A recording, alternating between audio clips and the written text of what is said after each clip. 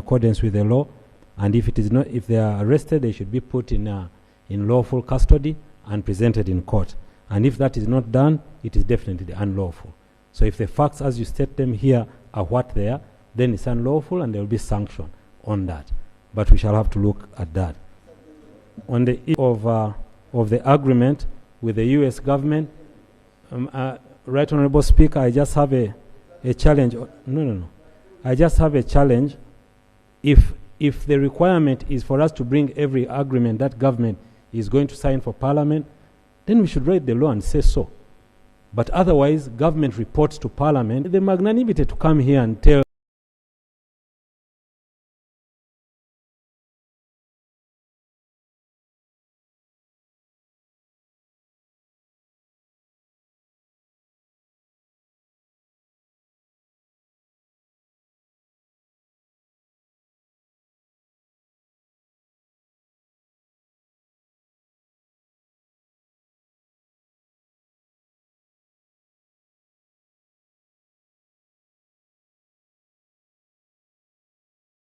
borrow as we normally do.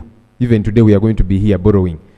Or to say, the taxman, collect this much and that kind of thing. That's why I think it's prudent that Parliament is not at the tail end, because we are always here planning together, budgeting together, because of that fiscal obligation on us as a country, and it begins here. So I disagree with the learned Attorney General, who is a very well-schooled lawyer, when he says, no, Parliament, you just wait. Let's deal with these things. We shall inform you later. So what happens when there is something we should have taken care of in as far as our scrutiny is concerned? That's the issue. Now, colleagues, I think what we needed to first, of course, ask ourselves is this one of the agreements provided for to be ratified by Parliament under the Ratification of Treaties Act? So the moment then we go through that, we would know whether they were required to come here or not. But this is a very critical issue, I think, and both of you seem to be right. Both the leader of opposition, yes, and the Attorney General, and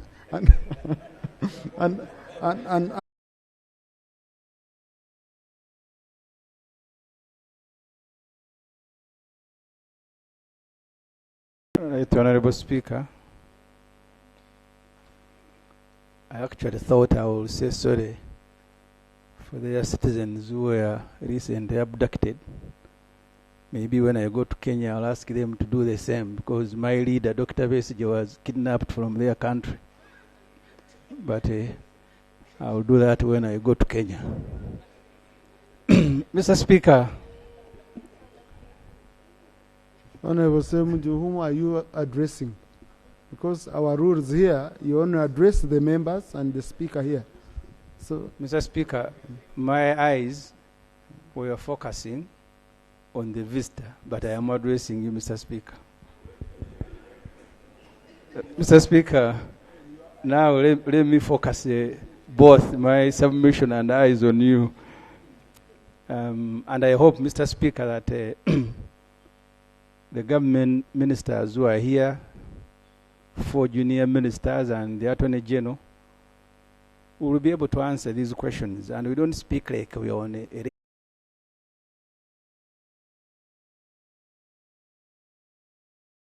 not stay at the polling station. Yeah, when you're 20 meters away, that's not the polling station. So when we are telling you, and you must encourage everyone not to stay at the polling station after voting. If you want, when you finish voting, you leave the polling station. 20 meters an hour, 100 meters, that's perfectly fine, but not at the polling station. And lastly, Right Honorable Speaker, no, the military has not taken over the management of the election in Uganda. Election is managed by the Electoral Commission. Now I have a problem.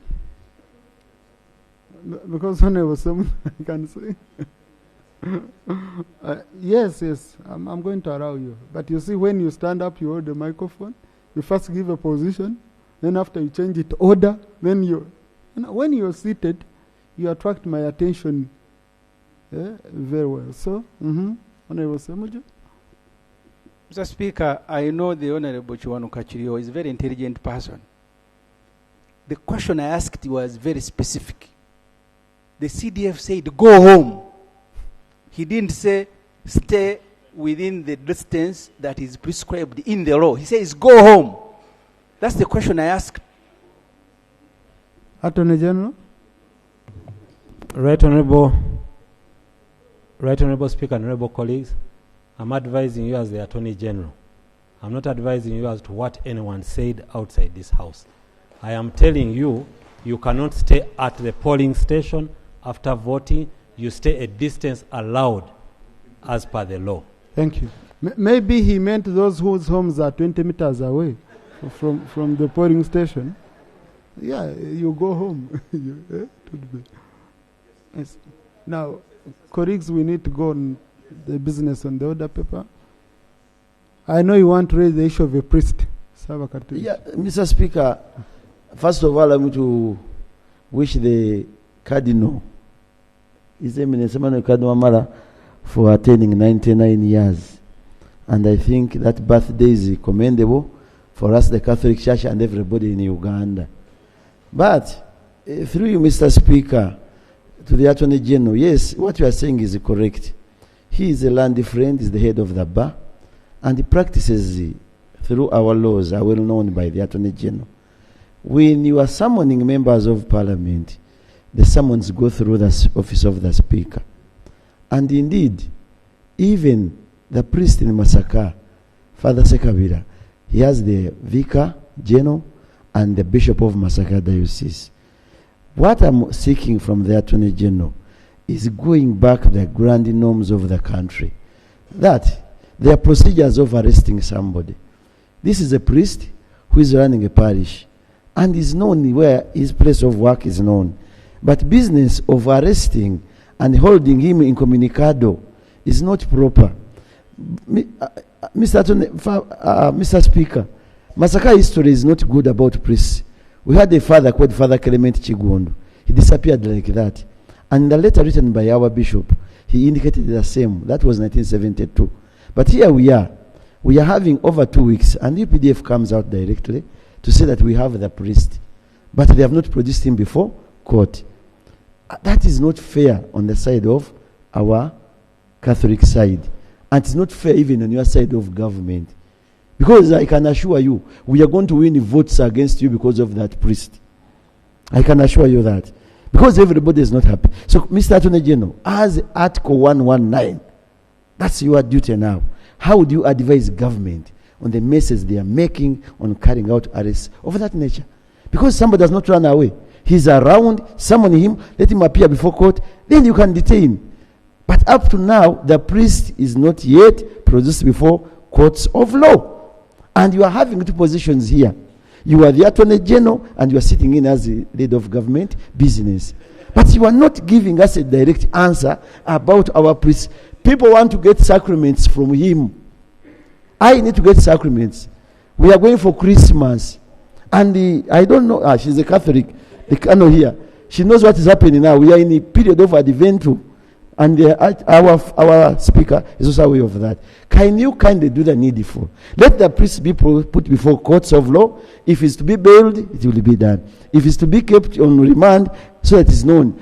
That will solve challenges and a lot of words being said in the Masaka Diocese. That's what I wanted to say, Mr. Attorney General. Otherwise, the leader of us has said the same matter. Thank you. Thank you. I think that was for nothing. Yeah. But if Attorney General wants to add on, yeah, because he had already answered that. But let's, colleagues, we all followed up on this matter. Okay? When this happened, we all followed up, and we are still following up, all of us, to see we work with government to ensure that indeed the right procedures are followed and the law takes its course. Honorable Cooper, you had the matter.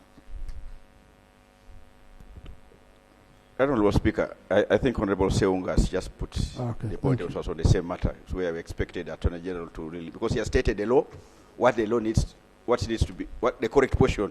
So what is the way forward now that you have stated the law? What's the way forward? That's what Ugandans are waiting for. That's what the priests are waiting for. That's what the cardinals are waiting for. You have stated the law, what the correct position of the law. So what next? Thank you. But he guided on that. Let's not push him into. Honorable Sarira. Right, Speaker, I want to thank you. The learned Attorney General did state the law properly. But there are two issues that shocked me. Number one, feigning ignorance of this matter is very shocking, learned Attorney General. That from your response, it's as if you really don't know this notorious fact, as we call it in law. Notorious in the sense that it is in the public domain. But two, you did mention that if that is the position as articulated by the leader of opposition, then there will be sanctions. That is just a statement you made. Now, who will be sanctioned? Who exactly will be sanctioned? Because the document that has been laid on the table was written, authored by the spokesperson of the UPDF. And evidently, that document reveals that they are glaring violations of the Constitution. The 48-hour rule, the irregular arrest, the irregular detention is very obvious. So I think maybe perhaps to allay our fears and give comfort, if officers in the UPDF are orchestrating the violations of the Constitution, then let it be on record that they will be sanctioned. But when you make it as light as that, and then you also feign ignorance, it really pains, because these are matters that are in the public domain. In fact, if we are talking about evidence, you and I know that this would be an issue that does not require evidence. Because information from the Honorable Ibrahim Semuju, right on speak. The information I wanted to give you, thank you, Honorable Asuman, is that the Attorney General was the chairman organizing illegal events at which Moses Kainerugaba was seeking to be a president. He was the chairman. These challenges where our sheikhs, our imams have been taken in similar circumstances, I think it raises more concerns. So for the sake of the rule of law, it would really be important that, because right on speaker, my mother is also one chairperson of her village, and she has been chairperson for very many years. Before, when these arrests are being made, they would come and notify her long ago. These days it doesn't happen. So if we really went back to that system, where local authorities are even informed of such arrests, it will really create harmony and peace. But what is happening will create a lot of tension in the community. So I think, that's a matter that you need to streamline. Finally, right on speaker, you have talked about the function.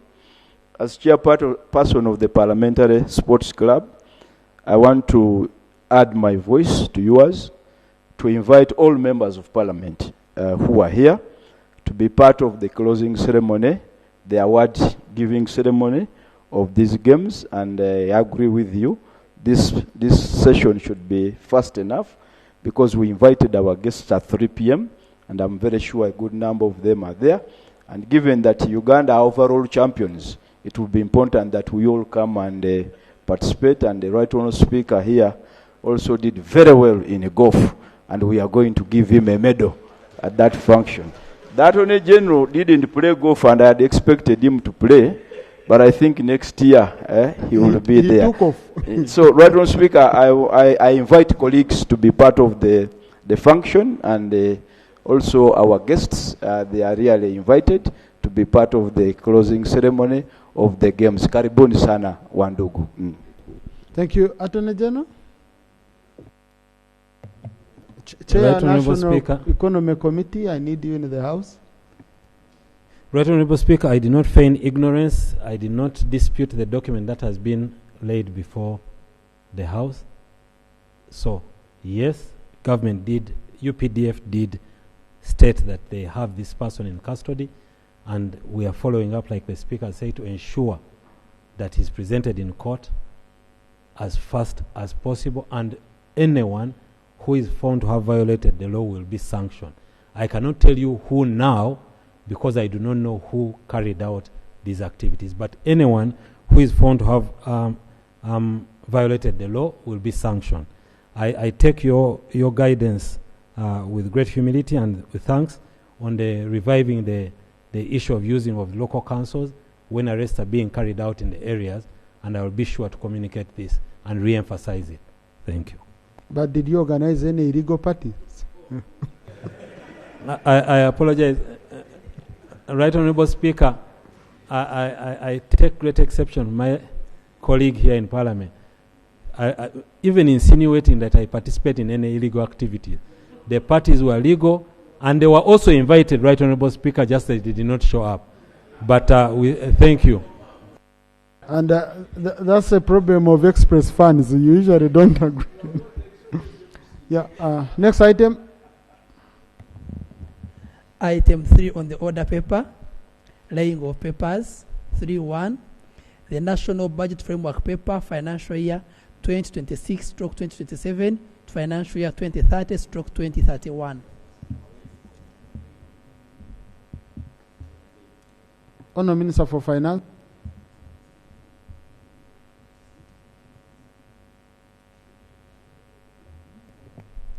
Right Honourable Speaker, I beg to lay on the table the National Budget Framework Paper for financial year 2026-2027, financial year 2030-2031. I beg to lay. Mr. Speaker, the Budget Framework Paper is accompanied by the Certificate of Gender and Equity Compliance for financial year 2026-2027, and is also accompanied by the Certificate of Climate Change Responsiveness. I beg to lay, Right Honourable Speaker.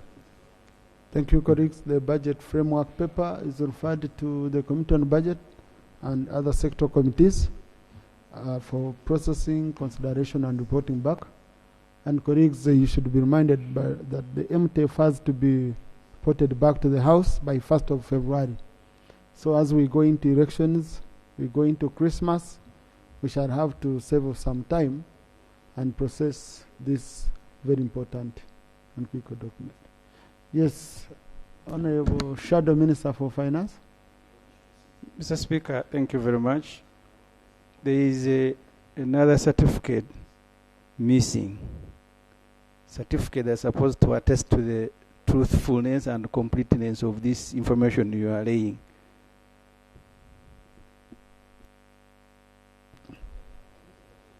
And what certificate is that?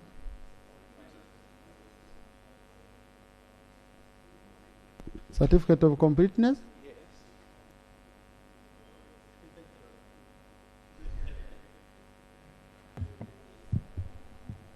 Mr. Speaker, we shall provide the certificate.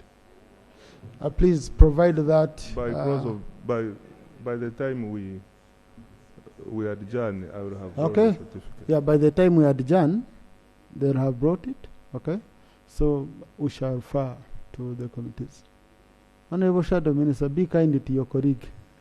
You know the election period is not good, eh? Okay. He has promised to bring it.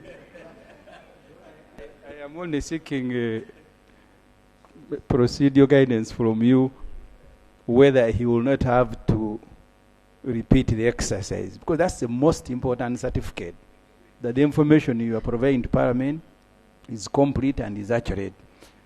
No, that's okay. I'll give him an opportunity to lay it on table, and then once we are reconciling our positions in the Hansard, we shall capture it very well. Okay. Before the end of this session. Next item. Item 3.2, waiver of tax arrears for New Plan Limited. Honourable Minister for Finance.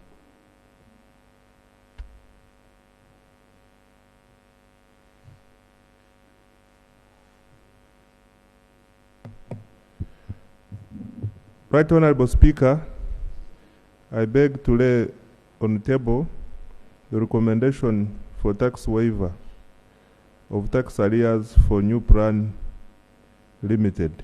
I beg to lay. Thank you. The waiver is referred to the Committee on Finance Planning and Economic Development for consideration and reporting back. Next item. Item 3.3 on the order paper, tax expenditure report for the period July 2025 to September 2025 financial year 2025/2026. Minister for Finance. Mr. Speaker, sir, I beg to lay on the table the tax expenditure report for the period July 2025 to September 2025 for financial year 2025-2026. I beg to lay. Thank you, Honourable Minister. The report is referred to the Committee of Finance Planning and Economic Development. Procedure, Honourable Seungo. Yeah, thank you, Mr. Speaker. Through Mr. Speaker to the Minister of Finance. I've heard what he's talking about tax waiver for a certain new plan, something. But there are so many companies which are seeking for tax waiver and they're not given attention. Why bring only one and leaving out those local companies over Honourable Seungu, you're debating the report of the committee. That's anticipation. So let's wait. Please let it go to the committee. The committee will come and report back.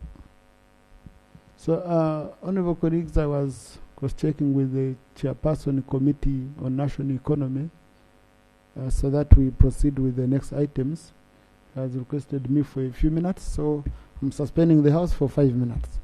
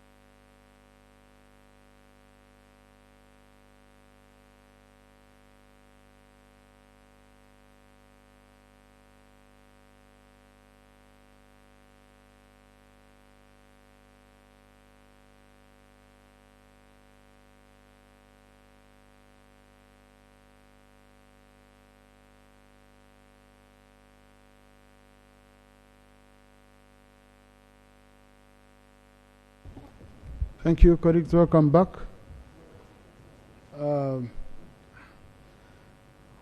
Happy to see Honorable Lee in a suit. You know? Yes, honorable colleagues, I had instructed the Minister of Finance to bring the certificate of completeness, but I've cross-checked with PFMA. Section 9, which provides for the budget framework paper, doesn't require a certificate of completeness. That's a requirement for the annual budget, which is provided for under Section 13, subsection 11 of the PFMA. This one only requires the certificate from Equal Opportunities Commission. Next item. Item 5 on the order paper. Motion for election of Parliament authorize government to borrow up to $162 million from Korea Export-Import Bank for the Makerere University Improvement Project. Thank you. Before the Minister of Finance comes up to move the motion, colleagues in the VIP gallery this afternoon, we have other colleagues from the Kenyan Parliament on top of the ones we had welcomed earlier. We have Honorable Mpuru Aburi, Member of Parliament. Thank you. We have Honorable Rahab Mukami. We also have Senator Danny Rikitonga Manzo and Senator Eno Kawambua. What is unique about these people? They are mostly golfers. So colleagues, if you want to look good and play golf, okay? Let's play golf. Honorable Minister for Finance, Leader of Opposition, you come, you play golf.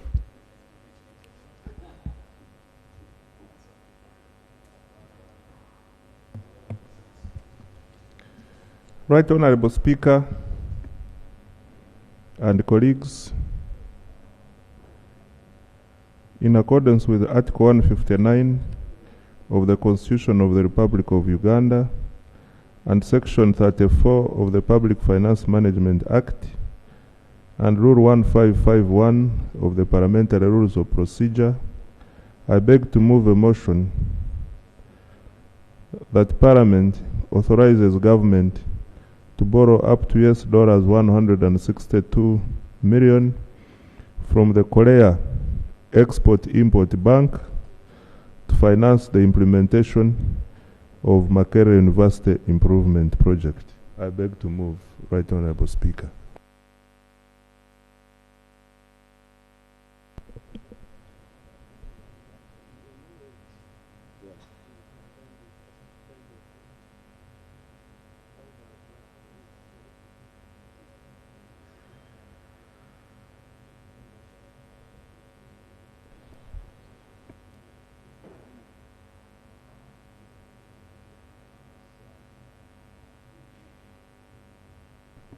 Thank you. I had taken long without sorting issues with Honorable Lee. Is the motion seconded? Motion by the Minister, Honorable Muyingo. Honorable Mururi Mukasa, UPDF, Honorable Mero, Honorable Rabushija, Honorable Simba, Honorable Babunja, the whole of this side, Honorable Josephat Basima, and the whole of UPDF. Yes, Honourable Minister, would you want to justify the motion? Thank you, Right Honorable Speaker. Right Honorable Speaker, the project seeks to develop a modern teaching and learning environment for science, technology, engineering, and innovation disciplines. It involves constructing new facilities, upgrading existing laboratories, and supplying advanced equipment that meets international standards. The initiative aims to enhance research capacity, foster innovation, and improve the quality of education, ultimately boosting graduate employability. To achieve this, the project will be implemented through 5 key components as outlined below. 1. Construction of a science and technology center with laboratories and innovation spaces in medical, electrical, civil, and computer engineering, including an incubation and startup facility. Component 2, upgrading laboratories and smart classrooms at the College of Computing and Information Sciences, including advanced hardware, software, and specialized research tools. Component 3, construction and equipping a new building to house the departments of mechanical, civil, and electrical engineering at the College of Engineering, Design, Art, and Technology.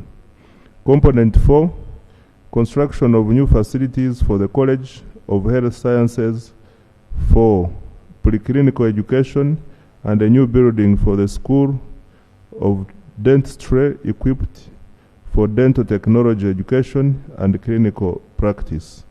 Component 5, capacity building programs including local and Korean invitational training to strengthen the ability of Makerele's staff to operate new technologies and research facilities. Mr. Speaker and colleagues, the total estimated cost of Makerere University Improvement Project is $162 million, with financing loan support from Korea Export-Import Bank. The financing terms for the loan from the Export-Import Bank of Korea are highly concessional and will greatly support the long-term education infrastructure development in Uganda. The key terms are as follows. Loan amount, $162 million. Maturity period, 40 years. Grace period, 15 years. Interest rate, 0.1 per annum. Service charge, 0.1 of the undisbursed amount. Overdue charge, 2.0% per annum over the interest rate period. The benefits of the project are the following. 1, to increase the national ratio of science and technology to humanities graduates from 2.5 to 3.5 by 2030. 2, to improve the STEI learning and research environment at Makerere University from 49% in 2024 to 80% in 2030, as measured by infrastructure and inbuilt facilities. 3, to contribute to the increase in enrollment of students pursuing STEI disciplines from the current 30% to 55% by the year 2930. And 4, to contribute to the university's ambition to increase the threshold of graduate enrollment from the current 17% to 40% by 2029-2030. The implications of borrowing on the current debt situation. Mr. Speaker and colleagues, as at the end of June 2025, the public debt to GDP stood at 51.3%. This borrowing was already planned for in the approved budget for 2025-2026 and the attendant fiscal deficit. The loan will therefore not increase this debt position, as the loan was already included in the debt sustainability analysis conducted in December 2025. Mr. Speaker, I wish to state that Uganda's debt remains within sustainable limits, with a total debt stock projected at $31.5 million. This is approximately 116 trillion for financial year 2024-2025. This amount includes the budget support loan. The total debt stock projected at $31.5 billion comprises $15.49 billion approximately 56.3 trillion, in external debt, and US dollars 16 billion, approximately 59.77 trillion in domestic debt. Public debt as a share of GDP is estimated at 51.26%, aligning with the target set in the Charter of Fiscal Responsibility. Mr. Speaker, in light of the above, I beg to appeal to the House to consider and approve this loan request. I thank you. Thank you.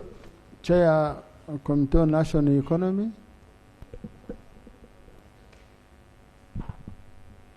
Thank you very much, Right Honourable Speaker, colleagues, honourable members of Parliament. Right Honourable Speaker, on the 2nd of December, on the 2nd of this month, this loan was read before Parliament, and it was referred to the Committee of Parliament, Committee on National Economy, in line with our rules of procedure. Right Honourable Speaker, the Committee on National Economy scrutinized this loan, and it's ready to report. But before I report, allow me lay the minutes of the committee and the report of the committee. Right Honourable Speaker, I would want to highlight one thing, is that Right Honourable Speaker, due to the current political situation we are undergoing as a country, many of our members are up country, but we scrutinized this loan and they accepted. Many of them whom I called were in line with it, but unfortunately we could not get access their signatures.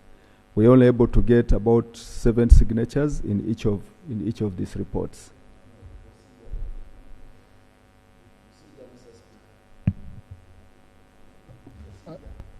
Yes, Honourable. Yes, thank you, Right Honourable Speaker. Right Honourable Speaker, I beg to move that the House suspends Rule 162, Clause 4, for the time is running. Right Honourable Speaker, you are aware that members are busy campaigning, and the issues raised by the minister are too critical. Many of us here, we are products of Makerere University, and the contents that we are aimed at improving are critical for this country.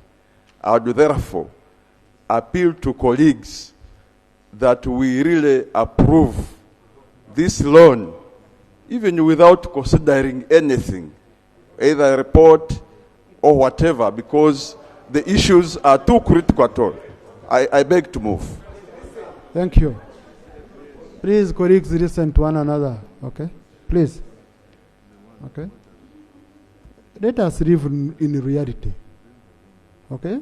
Let us live in reality. Because, honourable colleagues, what don't you see? Getting people here, yourselves, and the country has to move on. The country has to work. Yeah. Okay? So a colleague is right to give his view, and then you subject it to your own views. Okay? Yeah, but we don't rule him out of order if he is not allowed to speak in the House. Is the motion seconded? There is a motion on the floor. Honourable Fox-Odoy, Honourable Gorobi, Honourable Yingo, Honourable Tuasim Wedakas, UPDF, Honourable Chibadia. Honourable colleagues, I now put the question that Rule 162.4 of the Rules of Procedure be suspended as proposed by Honourable colleague. Those in favour say aye. To the contrary, nay. The ayes have it. So, Honourable colleagues, with that, we are going to proceed and we process the loan. Yeah, but Honourable Sewungu, please raise your issue. Thank you, Mr. Speaker. Mr. Speaker, I'm the Shadow Minister for Education on this side. And it's very unfortunate that I have been in this Parliament for the 3 terms and I've never left the Committee of Education. Kasese, where the honour member is coming from, has a university called Mountains of the Moon, and is crippling our rules. I have not... Order. They stop you from giving. Honorable, you don't access the microphone without a permission. I was stopped from giving order on your side. Now you are coming on my side. Kindly be very patient. Honorable, raise a procedure matter. So the procedure matter, Mr. Speaker, I'm raising is that we have so many equipolling universities. I am a product of Makerere University with the 2 degrees, by the way, for law and education. Why do we come out for only Makerere University when a number of universities are crying for money? When I see members of NRM standing up very comfortably to support that motion, yet majority of those universities that are crying are from their own constituencies and districts. Thank you. I feel like crying. Mr. Speaker, the procedure matter I'm raising. We have UPE schools. They are all condemned. Wouldn't it be procedure okay for the minister to bring a loan for all universities in Uganda, including universal primary education schools, which are all condemned by now, other than by going for only Makerere University, which even is collecting a lot of money from... Thank you. Now, Honorable Sewungu, you see, if you followed and you follow the trend of money, these days getting a concessional loan, concessional support is a tug of war. The South Korean government, I'm one of the people who went Korea sometime back to lobby for the support. These people to agree to give this kind of concessional support is not easy. And once you finish Makerere, even you got another university, and you support them. You can't say, because they have not given this other university, therefore we shouldn't also support this one. Makerere is your premier university. You can't run away from it. Okay? And many projects from Makerere, we have used them to support all other universities. By the way, let me tell you, take your seat. I was at Makerere on the University Council. All these universities which started, we are getting seconded staff from Makerere. So if you had not developed the capacity of Makerere, you wouldn't be supporting all these universities around are standing on Makerere. So to me, that business of saying, because you've not given so and so, don't give so and so, is not a right one.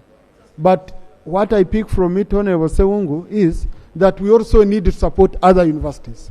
And Honorable Minister, please look into that. Honorable Sewungu, Honorable Muyingo.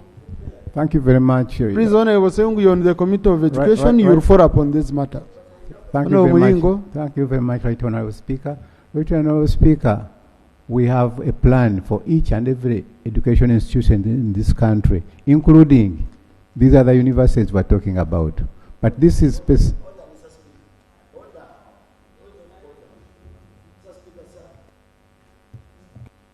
No, why don't you cry, Honorable Member? They have given a chance and the minister has accepted. Mr. Speaker. Honorable Sewungu, take your seat. Please, take your seat. Take your seat, please. Honorable colleagues, I now put the question that the motion for a resolution of Parliament to authorize the government to borrow up to USD 162 million from Korea Export-Import Bank for the Makerere University Improvement Project be approved by this House. Those in favor say aye. To the contrary, nay. The ayes have it. I don't know what Makerere did to you, but I will request the Vice Chancellor to link up with you so that you settle your issues. Next item. Item 6 of the order. Let me allow Lopez. We go to the next item.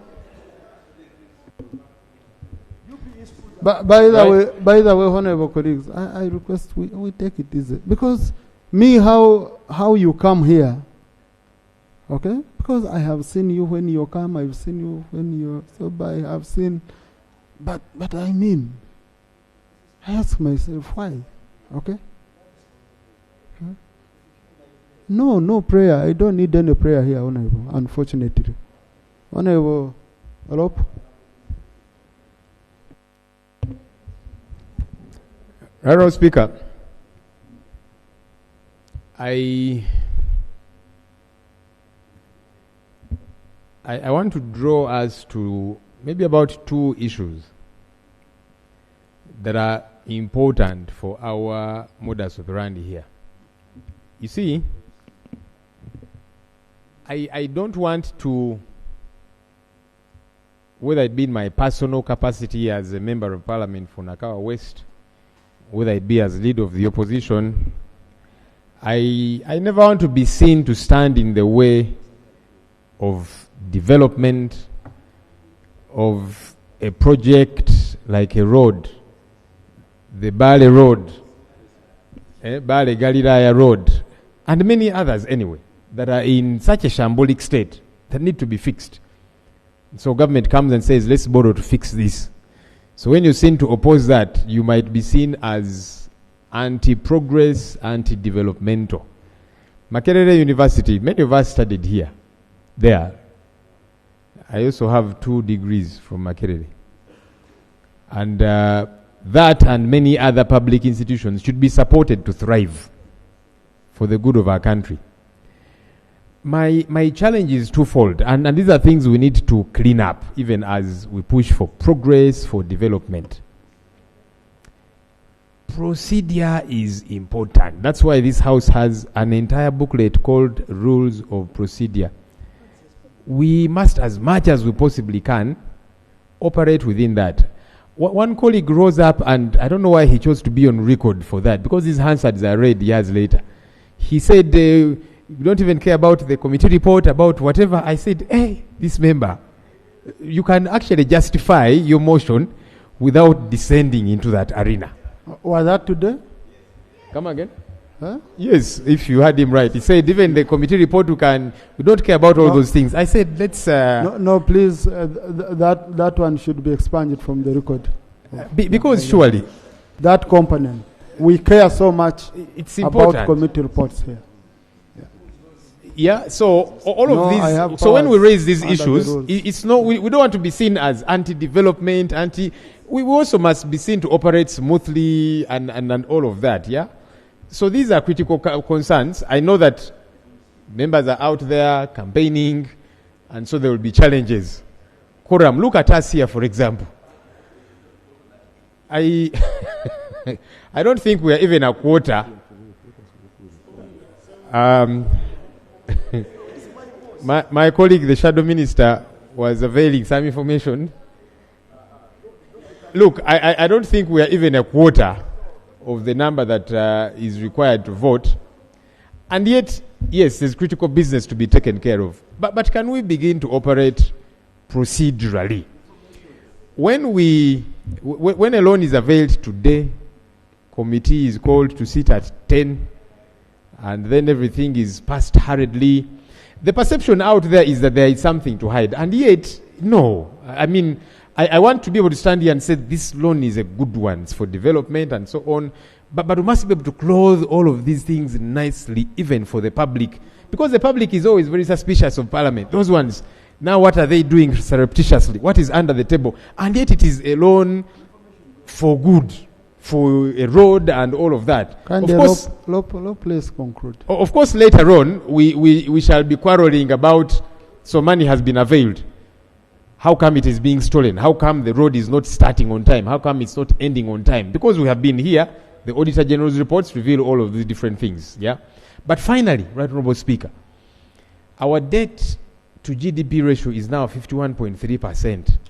We are entering the red zone. We are no longer borrowing from a point of strength and comfort. That's the reality about our fiscal situation. We are in what is called debt limbo. So we have to keep borrowing continuously. You borrow to fix this, you borrow to pay this, you continuously have got to live on debt. We have got to be careful how we operate. We want to develop, we want to build roads, we want to, but can we plan better? Apportion our budgets better. There's things that I think we spend a lot of money on that are not very relevant, and yet we can put that to fixing the roads. So that no one says we are opposing a road here which is good or opposing this development and so on. I thought, since my responsibility is to keep government in check, that I would raise these issues so that we read our thermometer, follow the law, follow procedures, so that we are not blamed tomorrow for not clothing up these processes nicely. Thank you. That's really very important for noting. Mr. Rope. So, Honorable colleague, that part where they said that the report is not important, I want to invoke my authority under Rule 238, sub-root over rules of procedure to expunge it from the record. of Parliament. Rules are extreme and reports are extremely important here. That's how we operate. Let's do item 4. Item 4 on the order paper, motion for resolution of Parliament to authorize pre-financing of the design and build of Kayunga Bare Gariraya Road, 87 kilometers from gravel to paved standard. Honourable Minister for Finance.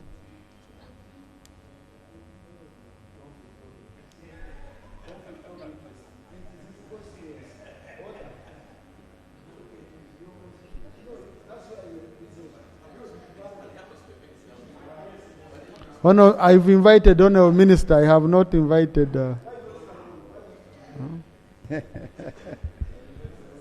Right Honourable Speaker, moving a motion from the government with a proposal to refinance the design and build of Kayunga Bare Gariraya Road, which is 87 kilometers from Kayunga, from gravel to paved standard project. Right Honourable, this motion was moved on 2nd December 2025, and the relevant documents were laid then, and the motion was referred, the documents were referred to the Committee of National Economy. If you allow me, Right Honourable Speaker. No, Honourable, move a motion, then I can, once it's seconded, I can allow you. Yeah, thank you very much. I'm moving a motion for the approval by Parliament for the design and build of Kayunga Bare Gariraya Road from gravel to paved standard project. No, Honourable, that's not what the motion. You need a motion to authorize you to borrow. You're saying for the design, we don't need a motion to design. A motion, you Right Honourable. Yeah, use the order paper. And you mention the amount. Right Honourable Speaker, I'm moving a motion for resolution of Parliament to authorize the pre-financing of the design and build of Kayunga Bare Gariraya Road, 87 kilometers from Kayunga, from gravel to paved standard. I beg to move. Is the motion seconded by your colleague, Honourable Musa?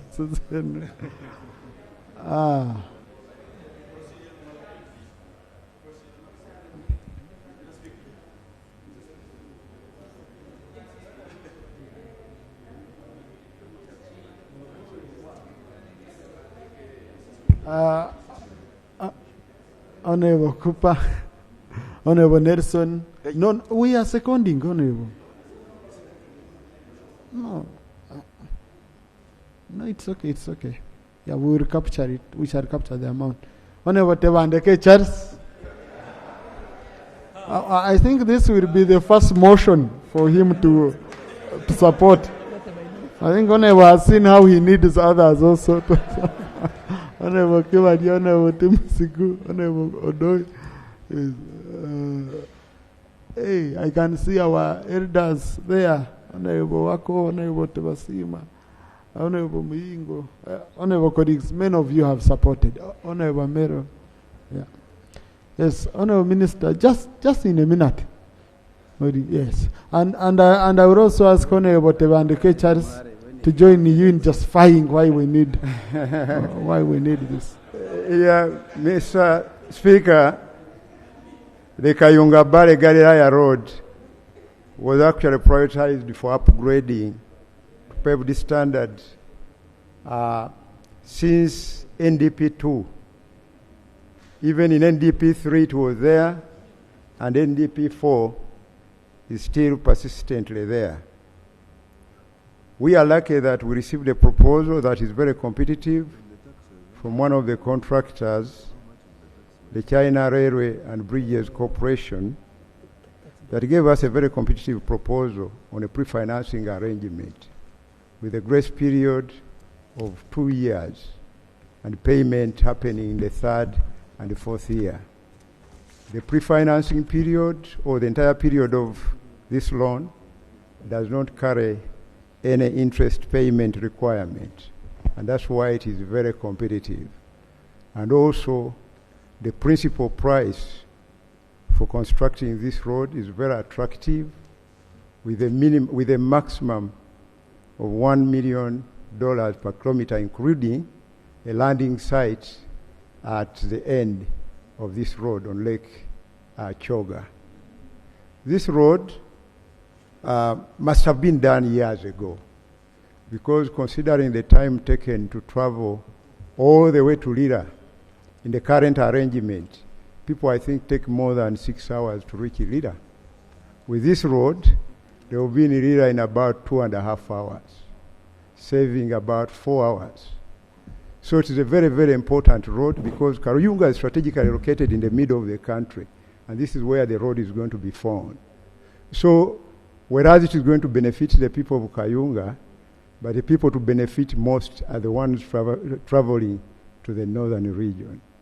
So, at the moment, the road is very busy in terms of transporting sugarcane and other products. It's a very busy road, and we have been suffering for a very long time, because the maintenance of this road has to be done every after 2 months if it is going to remain in the standards required for trucks to move in the current arrangement of a gravel road standard. So it's very important that we upgrade the standard of this road to a paved road, and we want to thank the government for taking this decision.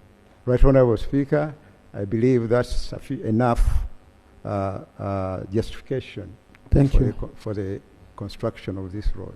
Thank you, Honourable Minister. Honourable Tewandike.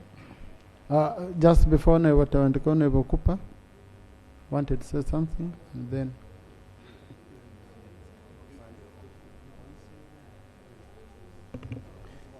Yeah, thank you, Right Honourable Speaker, honourable colleagues. I stand here to support the motion. Right Honourable Speaker, the southern part of the Lake Kyoga has been lacking in terms of infrastructure to connect it to the northern part of the Lake Kyoga.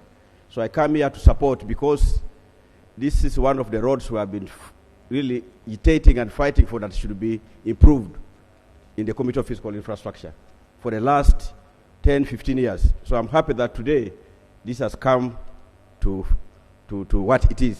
Right Honourable Speaker, additionally, the people of Serere, the people of Kasilo, the people of Kaberimaido, of Kalaki will be beneficiaries to this project. It will improve on the connectivity between the northern part of Lake Kyoga and the southern part of Lake Kyoga. But needless to add that, Right Honourable Speaker, the Minister of Finance also looks into picking up from Nakasongola to Galilaya to connect, such that if you are coming from Masindi, you don't have to come to Kampala. You can be able to connect from Masindi, Nakasongola, Kayunga, you come to Kayunga, you come to Simba Dam, you go to Kamuli, Kamuli to Kaliro, and Kaliro you are in Palisa.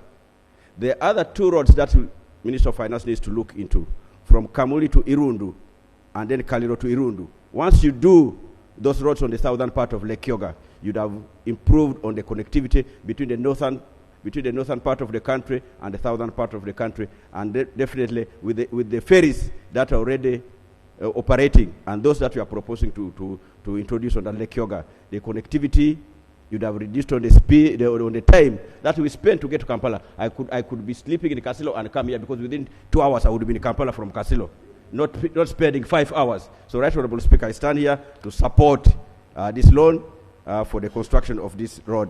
Thank you. Thank you. Chair.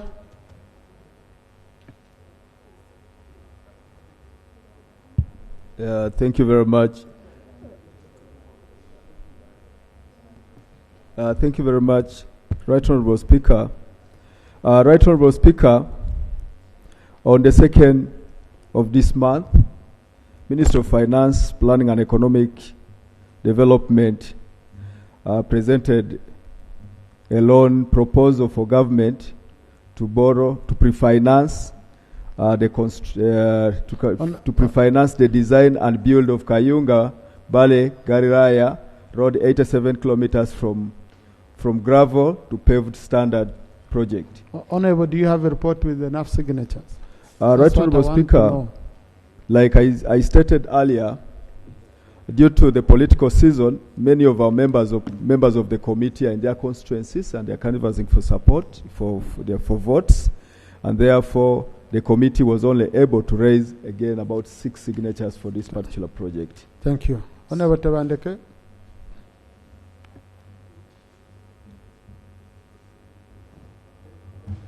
Speaker, I appreciate the House for consideration of the motion on the floor. Right Honorable Speaker, before I continue any further, regarding the need to respect the rules and by the power entrusted in you by this House in the rules of procedure, and given the urgency, the need and the importance of the road we are discussing in motion, I request that by your powers, Right Honorable Speaker, we move by rules of procedure and suspend Rule 162, Rule 4, that entitles the Committee on National Economy to present this report, and therefore the House passes this report in consideration of the pre-financing loan without any further doom, given the urgency. Right Honorable Speaker. I will allow you. Let me first put a question. Depending on how it comes out, I will again allow you, because I know you are an affected member from that area. All right. Is the motion seconded? Honorable Gorovi. The whole House has supported Tebandeke apart from Rope and Seum. Oh, even Lope had supported him and Honorable Seum. So the whole House has supported. Yeah. Thank you. Now, colleagues, I now put the question that Rule 162(4) be suspended as proposed by Honorable Tebandeke Charles. Those in favor say aye, and to the contrary nay. The ayes have it. Thank you. So Honorable Tebandeke. Thank you, colleagues, for standing with the people of Bale, Kayunga, and Uganda for the need for upgrading this road. Right Honorable Speaker, allow me put forward only 3 matters. Much has been said about the same road, but I'm seeing it in terms of reducing on the jam within Kampala and alongside the Bombo Road. By geography of Uganda, we know that exportation of goods that are going to the West Nile and the north from eastern has to connect Kampala and connect up Bombo Road. When this road is paved and tarmacked, it's going to reduce all that. So it is not only going to benefit the people of Bale, but even the business world and Ugandans within the city. Right Honorable Speaker, I'm also very request that after tarmacking this, the Minister of Works can now look at the connectivity from Bale to Nakasongola, because that's how the objective of reducing on the jam can be worked on, such that all the vehicles from eastern can branch off from Nile to Jinja, Kayunga, then it take on to Nakasongola, Masindi, then the entire burden of jam will have been reduced, Right Honorable Speaker. Right Honorable Speaker, for the good of the members on the other side, this road, NRM government has promised it for so long to the people of Kayunga. For your information, the President Museveni, for 3 consecutive times while campaigning in Kayunga, has always promised this road, and it has been a date from the people of Kayunga to government. By tarmacking it, it is also paving your way to see that you justify at least something reasonable being done to the people of Kayunga. Right Honorable Speaker, I would like also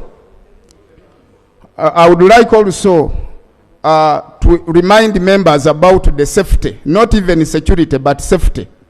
The connectivity of northern Uganda to central Uganda is not only serving a security matter, but the safety of the people in transit and the goods can easily move throughout the shortcut.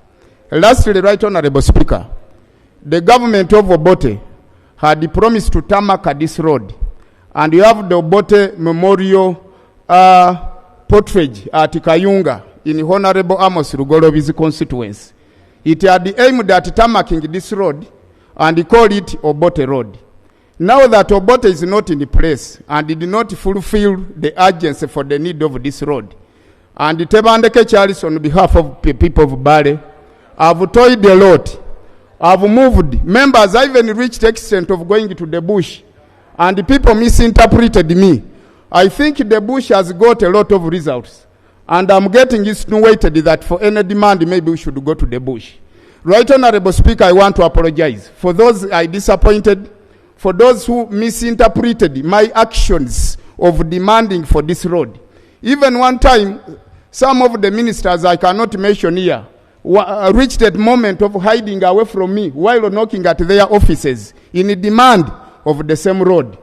Now that this road has come into fulfillment, by your indulgence, Right Honorable Speaker, I request that the House resolve and call it Tebandeke Highway, because I've done the needful. I've told you to struggle and see that the people of Bala and Kayunga are liberated.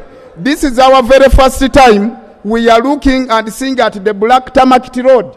We have told from dust, people have died in 2003. We lost close to 70 members around Rugasa because of the dust. The road is very busy. Thank you, Honorable Tebandeke. Thank you.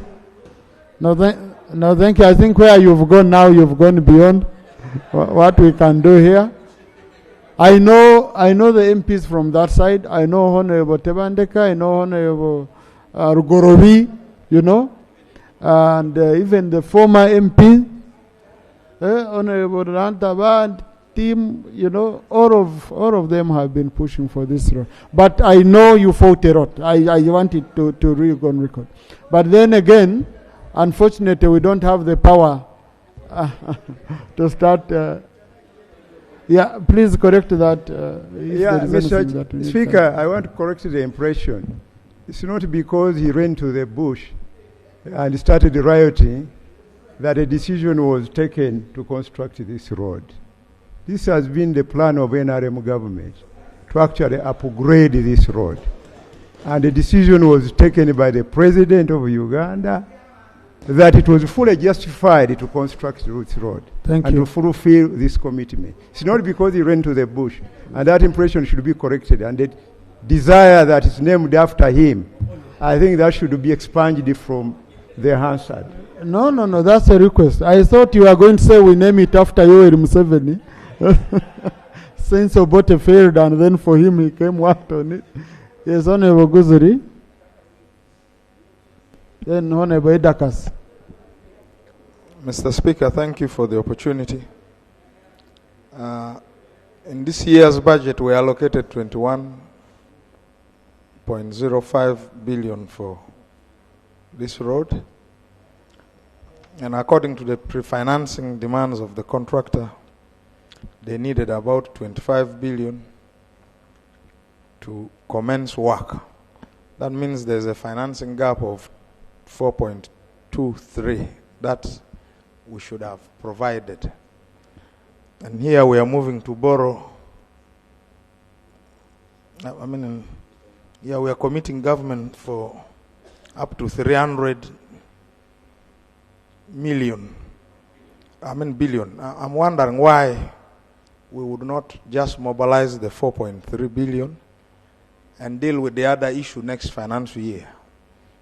Because we are literally putting money in a basket for people to eat. I do not see any urgent demand for more than 4.23 billion. Unless someone is able to justify that. We have so many stalled road projects across the country. The Ministry of Finance and Works cannot explain why road projects are stolen. Just a few months ago, we borrowed money to reactivate some of the stalled projects. So there is a big risk of leaving a lot of money in the hands of the administrators of Ministry of Finance as constituted now. It would be appropriate if this country still has a parliament working for it to address the current need of Ministry of Works, which is 4.23. Otherwise, borrowing Or, yeah, we are supposed to borrow out of which we will commit 10%. So where will the other money go? That's a very big risk this country should deal with. And the committee actually made some good recommendations which needed to be considered. So, Mr. Speaker, you need to guide us. How do we start incorporating can we some of those recommendations into what we are going to do? No, we don't incorporate what we don't have here. Okay? But I just wanted that clarification on the 4-point-something billion that is needed versus the whole of this amount. Honourable Minister. Right, Honourable Speaker, during appropriation, the 21 billion was part of the budget, and it has already been appropriated. It's within the budget. Now, what caused this was the idea that we construct the landing site. The Ministry of Works felt that the road would not be useful without a landing site. So when they added this, the 10% then moved from 21 billion, which is already in the budget, to that figure, the 25 billion. So the gap is actually very small. It can be addressed within the budget. It's not a problem. Honourable Migade, then Honourable Daka. Colleagues, we still have a lot of business to do. I'll allow you the subsequent business. Thank you, Honourable Speaker. Honourable Speaker, as far as the 4 billion is concerned, today we interacted with the Permanent Secretary and officials from Finance, and the Permanent Secretary assured us that they will provide the 4 billion in the remaining 2 quarters. That was on record when he interfaced with the committee. But also, Right Honourable Speaker, the other request that maybe government and as a country can take on, one of the best projects, the quickest projects which are under implementation is the Greater Kampala Metropolitan Project. And one of the reasons as to why is because people offered free land. And the project, this is the first time we are approving a loan within the same term of Parliament, and the project, if it's a road, we are actually passing on the road complete within the same term. So even the Kayunga Galilaya road project, people also offered free land. So this helps to cut down on costs, but also to fast track the implementation of this. So if we can adopt this procedure, if people are offering land within Kampala where land is most expensive, what about in the rural areas? Probably we need to change the narrative. We should educate the people so that people can really start offering.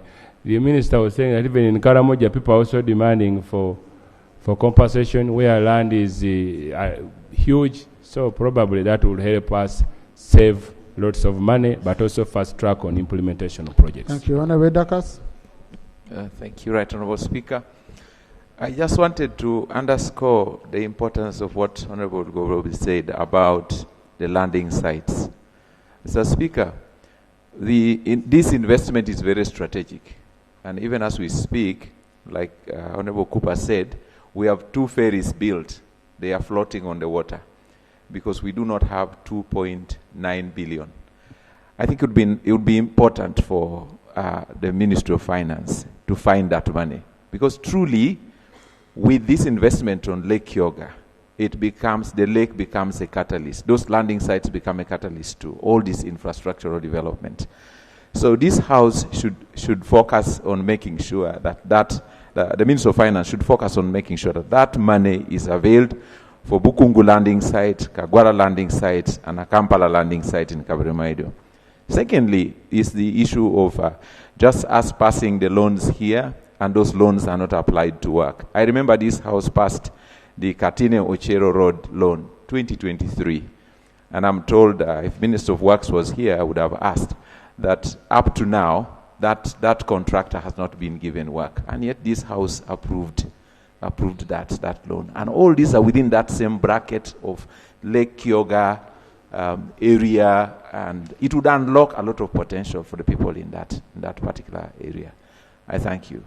Honorable colleagues, I put the question that the motion for a resolution of parliament authorize the pre-financing of the design and build of Kayunga Barega Raya Road, 87 kilometers, from gravel to paved standard be approved by this House. Those in favor say aye, to the contrary nay. The ayes have it. Next item. Item 6 on the order paper. Motion for resolution of parliament authorize government to borrow up to euro 385 million, approximately United States dollars 448 million, from Rand Merchant Bank and other financial institutions to finance the government of Uganda infrastructure and development budget for the financial year 2025-2026. Honourable Minister for Finance. Right Honourable Speaker, in accordance with Article 159 of the Constitution of the Republic of Uganda, Section 34 of the Public Finance Management Act 2015, and Rule 1551 of the Parliamentary Rules of Procedure, I beg to move that Parliament authorizes government to borrow up to euros 385 million, approximately US dollars 448 million, from the Rand Merchant Bank and other financial institutions to finance the government of Uganda's infrastructure and development budget for financial year 2025-2026 as appropriated by Parliament. I beg to move. The motion is seconded.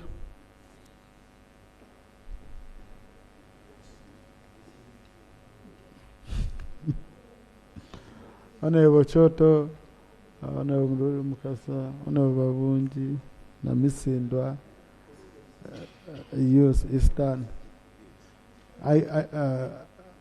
Honorable Kasai, Chair National Economy, Dakas. Honorable Sewungu. Oh, you are not standing up to. Oh, okay. Yeah. Please. Yes. UPDF. Honorable Tebandeke, Charles. Yeah, Honourable Minister, would you love to just, Honourable Minister, 1 minute. Don't need to go into the whole statement.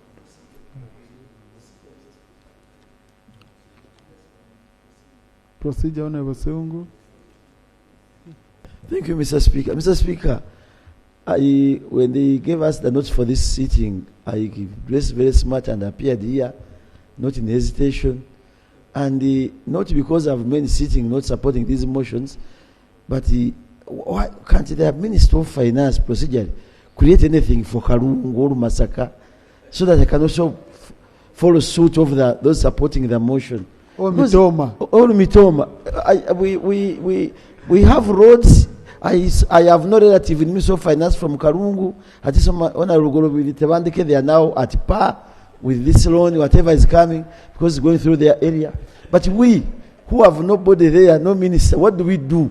Honorable Seungu, I will join you in demonstrating at finance. Let's plan very well. We don't ambush them here. Let him plan something small. He comes and he tells us that Kalungu will get this. We shall go to the bush like Tebandeke. Thank you, Honorable Speaker. Honorable. Yeah, Mr. Speaker, some of the decisions of this House have been impeached on grounds of procedural impropriety. I want you to set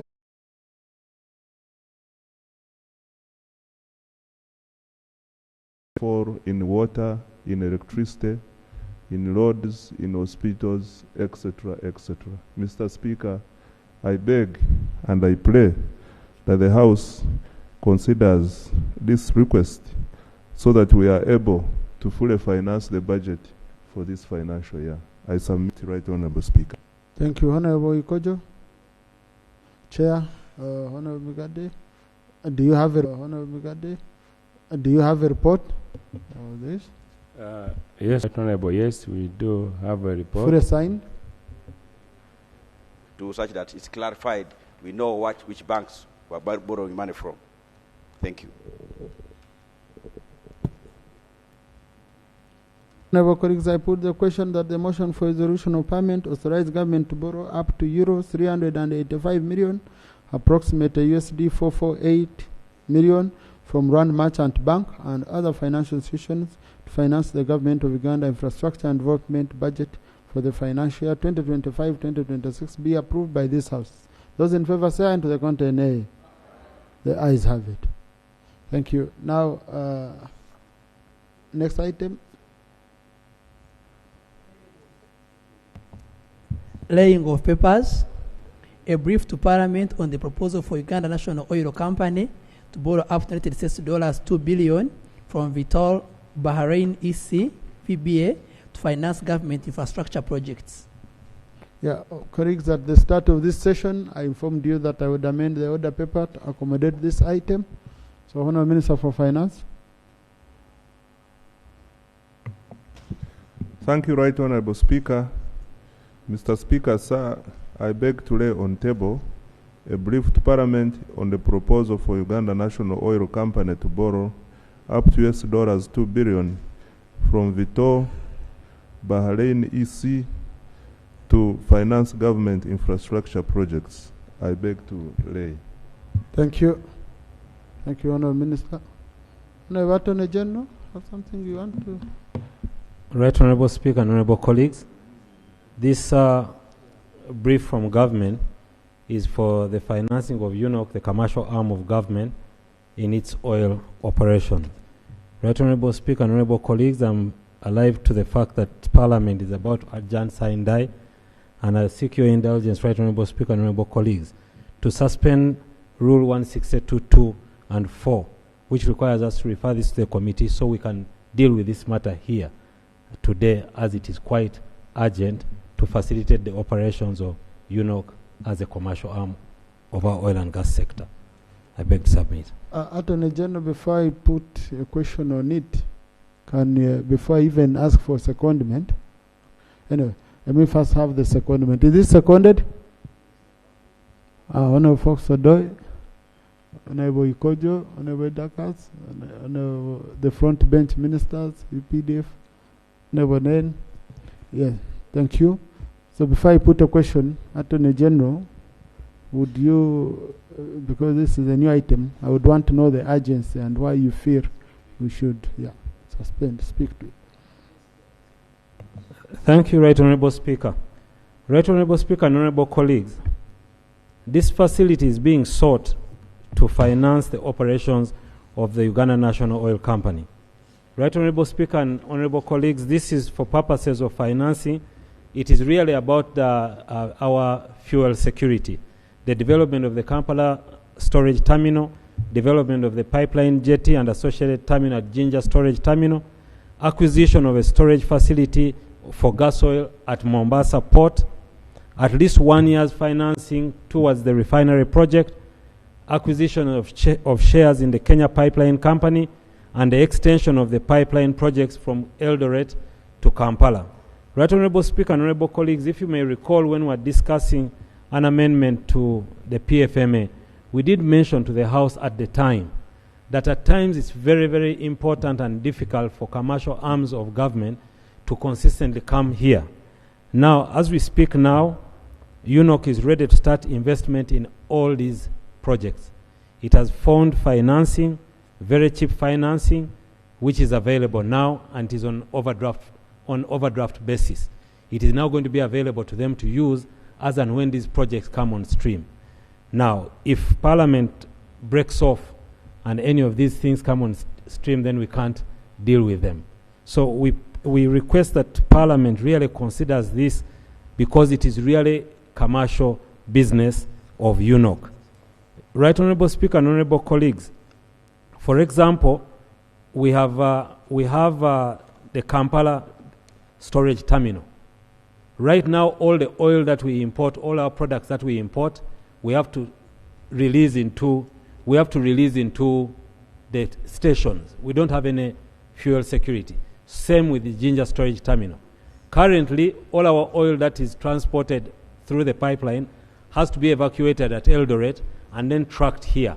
An effort is being made to do the pipeline to Kampala. So, Right Honourable Speaker and Honourable colleagues, this is quite urgent. We request that you allow UNOC to be able to carry out its operation while even Parliament is on recess. I beg to submit. Thank you. Thank you. Now, colleagues, I now put the question that Rule 162.2 and Rule 162.4 be suspended as proposed by the Attorney General. Those in favor sign to the contrary. The ayes have it. So, Honourable Minister, next we should have a motion. Let's first have a motion and then we shall debate. I will allow you, Honourable colleague. Motion for a resolution of Parliament authorize government to borrow up to United States dollars $2 billion from Vital Bahrain EC to finance government infrastructure projects. Honourable Minister. Mr. Speaker, sir, I beg to move a motion for a resolution of Parliament to allow government to borrow up to US dollars $2 billion from Vital Bahrain to finance government infrastructure projects under the National Oil Company, UNOC. I beg to move. Is the motion seconded? Honorable Kugonza, Honorable Layo, Honorable Nekesa, Honorable Charity, Honorable Masiko. Dr. Lanyon is the one I started with, Honorable Nen, Honorable Neterasi, Honorable Felix Chimutai. Yeah, I heard you saying Edis. Yeah. Honorable Kupa, you were okay. Chair National Economy. So, Honorable Minister, justify the motion, and on this one you can go into more details so that we bring members on board for it. Thank you, Right Honorable Speaker. As a way of background, in August 2023, government through the Uganda National Oil Company entered into a petroleum product supply agreement with Vital Bahrain, a global leader in crude oil and petroleum product supply and marketing, for the purpose of sole importation of all of Uganda's demand for petrol, diesel, and aviation fuel. UNOC, together with Vital, commenced sole importation business in July 2024 and has, as of December 2025, successfully delivered this mandate, attaining the principal objectives of market supply stability and competitive prices while generating revenue. To date, UNOC has generated a gross profit of US dollars of up to a net US dollars 150 million. Right Honorable Speaker and colleagues, in addition to the sole importation mandate, UNOC is engaged in several projects across the petroleum value chain, which include the following. 1. Development of Kampala Storage Terminal. 2.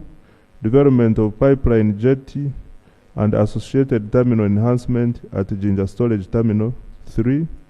Acquisition of Mombasa Storage to handle gas oil through purchase of a terminal. 4. At least the first year of construction of Uganda's refinery. 5. Acquisition of shares in the Kenya Pipeline Company. 6. Extension of the finished products pipeline from Eldoret to Kampala.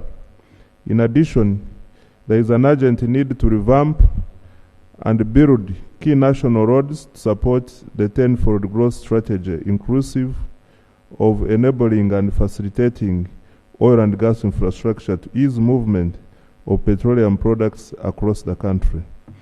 Mr. Speaker and colleagues, on the backdrop of the successful partnership on sole fuel importation, Vital indicated willingness to provide financing to support implementation of UNOC projects and other critical government infrastructure.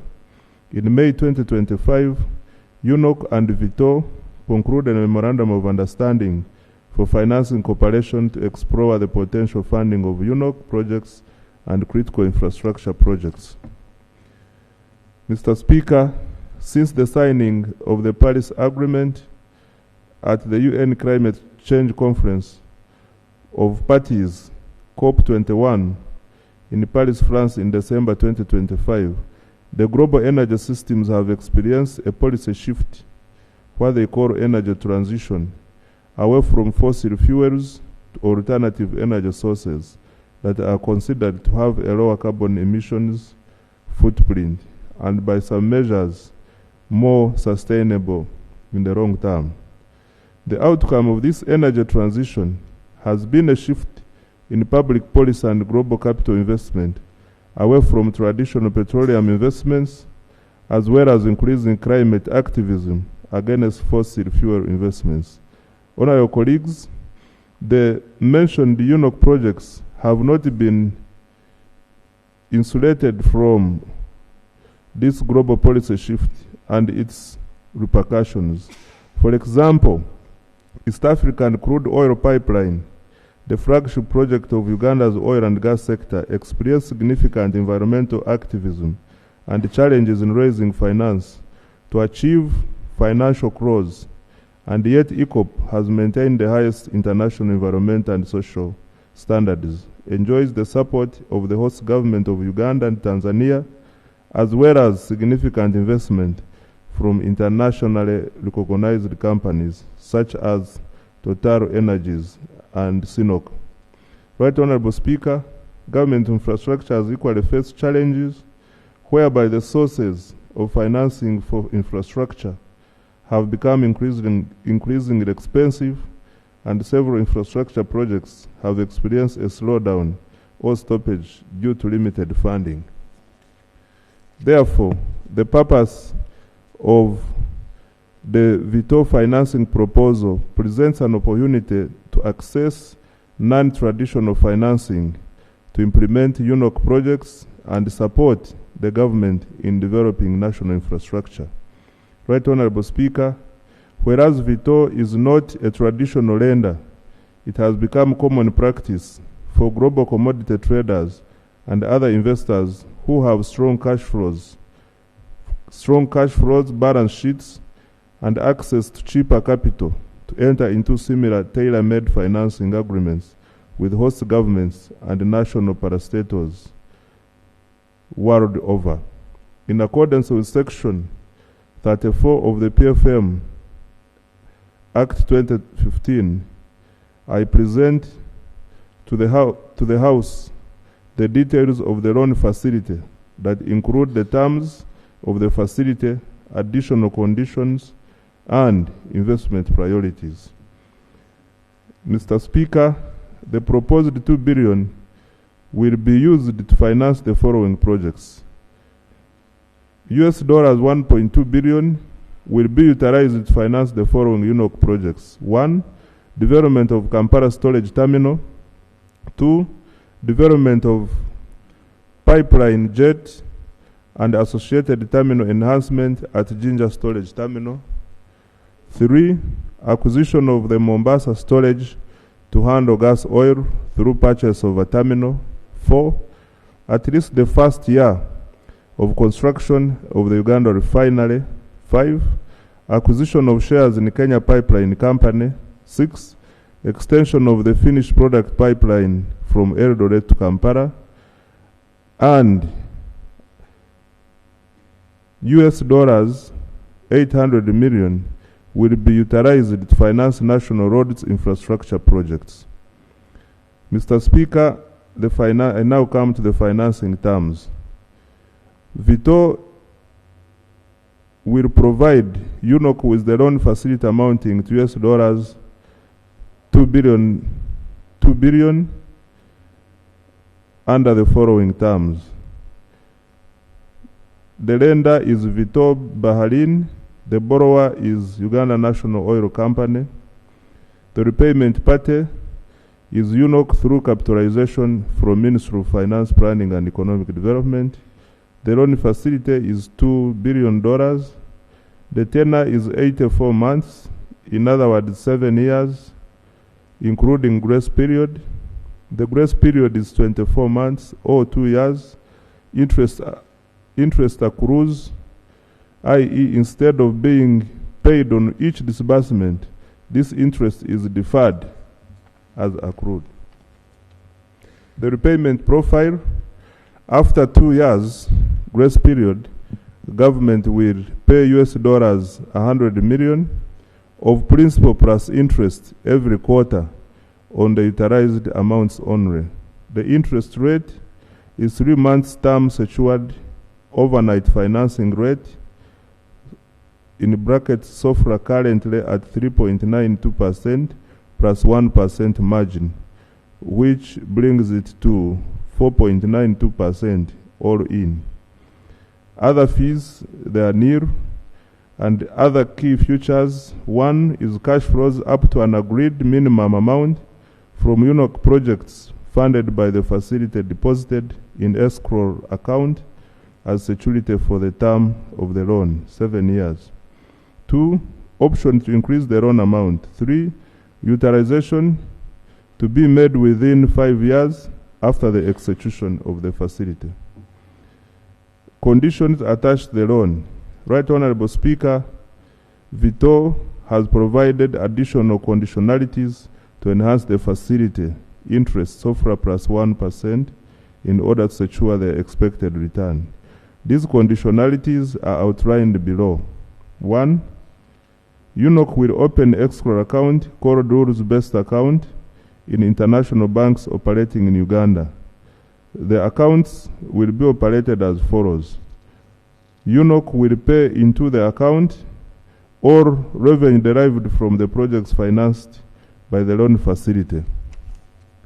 2, UNOC will also pay into the domestic product account all the proceeds from the sales of finished petroleum products to oil marketing companies in Uganda, domestic products, and the petroleum proceeds and project revenue will flow through the above mentioned accounts shall act as security in case government defaults on loan repayments when they fall due. The justification for the loan: in addition to the macroeconomic impacts that the projects will have on the economy, UNOC will be able to generate revenues of up to $5.6 billion from the projects when implemented. In addition, these projects that have been approved by the UNOC board and the cabinet would have required government funding through the consolidated fund over the next 5 years. This loan thus eases the debt burden of funding UNOC and enables quick realization of revenues from the projects. Please note that these revenues will be in addition to the revenues generated from the projects in the upstream sector. The loan repayment plan. Mr. Speaker, after the 2 years grace period, government will capitalize UNOC over the loan repayment period, and these funds will be used for repayment of the loan. The repayment details have also been provided as annex to the statement. There will be no interest payment made during the grace period. Mr. Speaker, in conclusion, I would like to request Parliament to, 1, note the need to acquire financing for the implementation of UNOC and other government infrastructure projects. 2, authorize UNOC by passing a resolution of Parliament in line with the requirements of Article 159 of the Constitution to borrow up to $2 billion from Vito to finance UNOC and other government infrastructure projects on the terms and conditions stated therein. 3, authorize government to capitalize UNOC after the 2 years grace period through the amortization period of the facility. 4, authorize UNOC to open and operate an escrow account, rules-based account, for payments of all revenues derived from the projects financed by the loan facility and pay into the domestic product account all proceeds from the sale of finished petroleum products to oil marketing companies in Uganda. And lastly, to approve the use of the funds deposited in the rules-based accounts and the domestic product accounts in line with the conditions as set out above. I submit for your consideration, Right Honorable Speaker. Thank you, Honorable Minister. Thank you.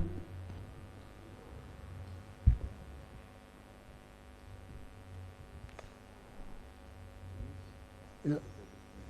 Honorable, something to say? Mr. Speaker, this is an eye-opening request which I invite members to pay attention to.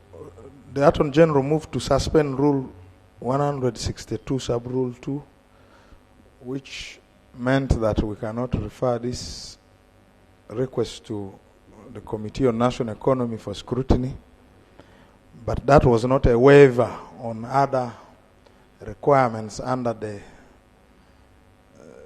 Rule 162. For example, we needed to look at how this project will be structured, the procurement plans, if there are going to be any environmental impacts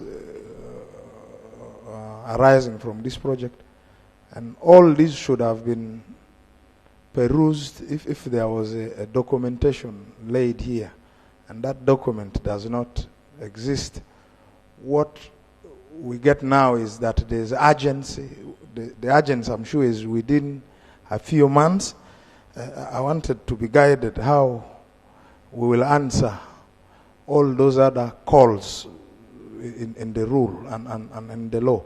Two, there's a requirement that we approve expenditure. First of all, opening of an escrow account and approve expenditure from that account. As far as I know, all government expenditure must move through an appropriation bill. And as constituted now, can we move to approve expenditure without an appropriation bill? Attorney General, you needed to guide on that, because if we are going to put all our revenue UNOC generates in an escrow account, now what powers do we have as a country to spend? As far as I know, all our government resources are supposed to go to consolidated fund, then they are appropriated before we actually approve. So I see some of the demands there are going to lead us into breaching some of our financial management frameworks, and this Parliament must stay alive to some of those. Otherwise, they lay very good grounds for challenge of the process. Lastly, Mr. Speaker, Bahrain, Vitol is now a partner of government. And the minister has indicated that we have worked with them successfully in the current environment. I don't know what is necessitating this demand to borrow not small money, 2 billion, when Parliament cannot be able to pay keen attention and scrutinize. 2 billion is not small money for a country like Uganda to just play with. I see a very big risk given our debt management approaches in this country. There's likelihood this money may not be used properly. Thank you. Honorable Attorney General. Thank you very much, Right Honourable Speaker. Right Honourable Speaker and colleagues, the revenue that is generated by UNOC as a business arm doesn't go to the consolidated fund. It is business. So what the monies they are talking about here are not akin to, say, the revenues made from the petroleum products. These are the monies made from the business. Say you do the Kampala storage terminal and you make revenue from that. That is what is supposed to be put in a rules-based account. Actually, it is good for us, because then we've been given an opportunity to make sure that the money, as it gets out of there are rules that we can actually follow. So it is not left to UNOC alone. VBA is a partner, yes. I think what we are saying here is that the urgency is the commercial aspect of the business. That's the urgency, that UNOC wants to do business. But UNOC still has to report to Parliament in terms of its business. Yes. So, Attorney General, I see, so UNOC out of trading, just trading oil, has made a profit of 150 million. UNOC, by trading oil, the one that you approved, when Parliament approved that all the oil be imported by UNOC, in the year 2025, by December 2025, by trading oil alone, UNOC made a gross profit of $150 million. And that money now, you are saying, money which will be servicing their own. It should be on a rules-based account, and it is when government if UNOC fails to pay, that's when you get to that rules-based account. So that is the kind of proceed that is required to go into the rules-based account. Okay. Mr. Speaker, if I may seek for clarification from the Attorney General, who is in control of the Ginger Storage Terminal now? Ginger Storage Terminal. Who is controlling that facility? Okay. The Minister of Energy is also here in case you need help. The same.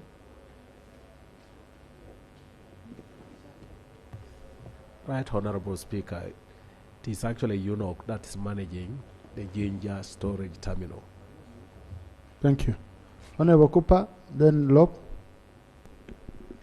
Honorable Speaker, honorable colleagues, to me, because we took a decision here that we should not deal with the middlemen, I think that's when we formed the Uganda National Oil Company.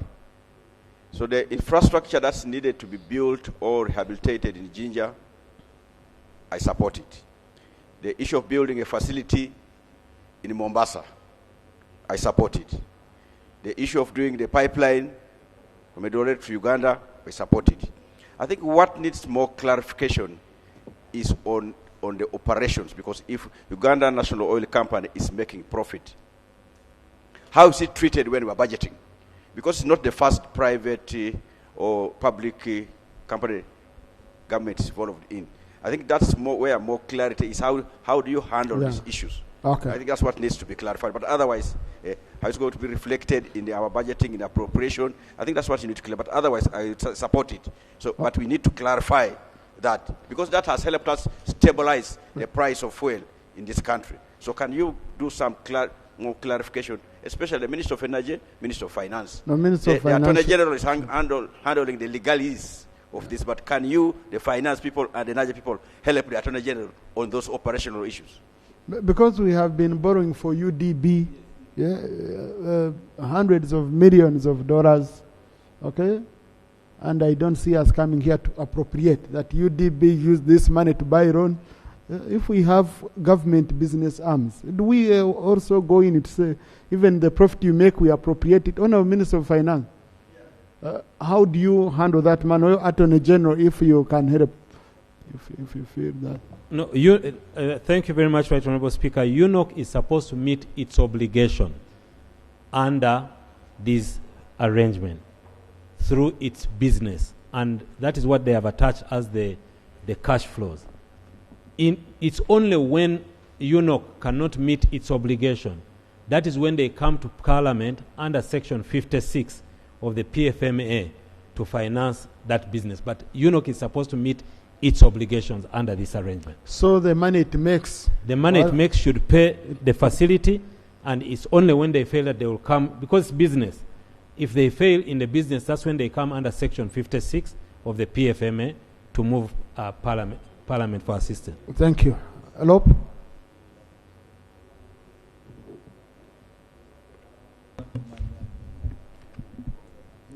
Madam Speaker, 3 issues.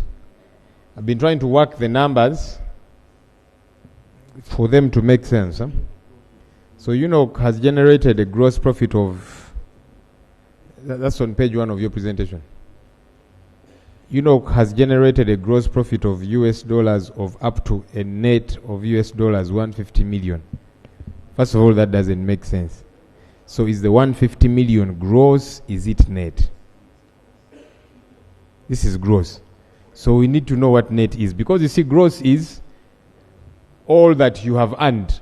What are the operational expenses for this to make economic sense? So now this is gross. What is the net? When you go to the last page, second last page, page 7 of your presentation, that there will be a generation of up to 5.6 billion US dollars from the projects when implemented. I think there was need to see an adumbration of that for it to make sense. So when you say you're going to generate 5.6 billion US dollars and you leave it there like that, how? Because you want a buy-in from this house. This has got to make sense to us, as opposed to you just put it there and say, when we implement this, 5.6 billion US dollars is what we are going to generate. That should be exciting to us. But before we get excited, how does that accrue? And maybe that's why there was a bit of need of time to, scrutinize all of these details. And envelope in how long? And in what period? Yes. So this 5.6 billion US dollars, is that on an annual basis? That would sound exciting. But is it true? I don't think so. So there's no clarity on that. This MOU, because it is in May 2025 that UNOC and Vitol concluded this MOU for financial cooperation. You see now there's many things we are doing quickly and hurriedly for want of time. We are in recess, people are out there campaigning. In May we had not gotten very busy politically. Why were we not kept in the loop so that we move together? We get to know. The Attorney General earlier on, when we were quibbling over another agreement, we were saying, but why was it not brought? And he said, we can do what we want to do, then we shall inform you later. As much as I disagree with that, it has not even applied here, because you already finished with this in May. Why have you not brought it? Even though my school of thought is we move alongside each other, as opposed to you make steps, sign, and then you want to come to Parliament much later and say, here is what we signed. What if we want to punch holes in that agreement? It becomes difficult to rescind that agreement. We dealt with an interesting, something similar. It was a 200, although much smaller, 200 million US dollars, a loan to rehabilitate the airport. That's over 700 billion shillings. It had so many issues, that agreement. From the escrow account, that agreement, very problematic. Civil Aviation Authority, each time it would make its budget, it had to first submit that budget to China to approve. Can you imagine that? Before they would expend any money, forget the escrow account, expending any money as an entity, they had to first seek for permission from China. I said, what kind of agreement is this?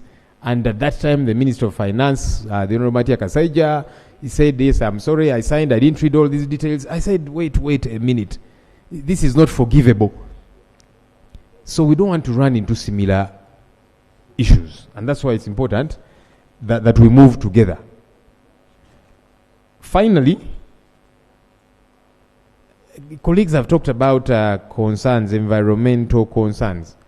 Again, these are boxes you must be able to tick. Environmental impact assessments.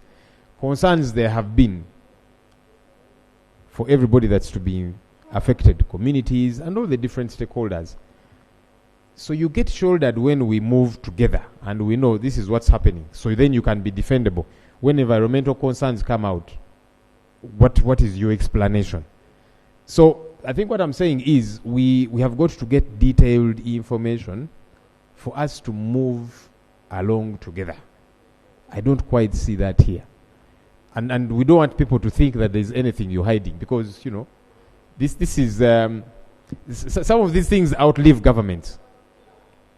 Most of these things, anyway. That's the reality. So my concern is not just that the NRM is the one in charge today. Tomorrow you won't be here, and we'll still be dealing with issues. So we want to handle posterity, and not just the now. And that's why even us, we are interested in knowing the nitty-gritty of the issues of concern that we are raising. I don't know if the speaker captured the concerns I raised. No, very well. His friend was engaging him, but no, I captured them very well. Yeah. Attorney General and Finance. Yes, thank you. I'll deal with the issue of the MOU. This MOU was actually brought here, the MOU on trading. It was actually brought to the House before we passed the law allowing us to trade. It was brought and it was ventilated and we discussed it, but I'll check the record. But then again, even if it was not brought at the time, by now, during this budgeting cycle, UNOC must have reported, or it must report in this cycle, because when they close the financial year, they must report even the monies that they have made in that period. So I agree with you, yes, that there are issues. The Minister of Finance will address the issue of the numbers. I think for me, what I'm saying to the House is that, yes, we do appreciate where we're coming from. The concern is, if you go away now, these commercial operations will remain unattended to for a while. And that will leave UNOC unattended. That's the concern. But we do appreciate that we should not be railroading you with this kind of thing at this time. But maybe to give the House a bit of comfort, this is really an overdraft facility. And like the Minister was presenting here, it is only on monies disbursed. Some of these projects may come on stream before we come back, others may not come on stream. But the funds will be available to UNOC to carry out its business in order for it to do its work.